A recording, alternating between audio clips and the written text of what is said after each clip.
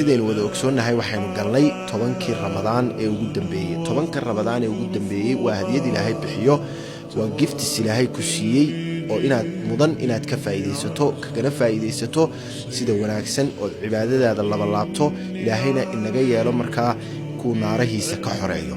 10kan dambe markuu gaaro rasuulku kaleey salaatu wasalaam Aisha waxa laga soo wariyay inuu markii 10kan dambe uu gaaro uu dadaalka laba laabi jiray إذا دخل العشر أحيا الليل وأيقظ أهله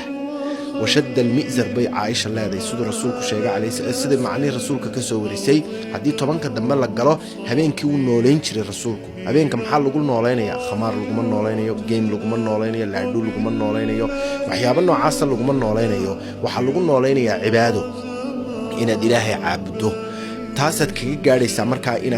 إلهي كوسهلو أما عاد قبطه أبين كي ليلة القدر كتشري طبعا كان دمبه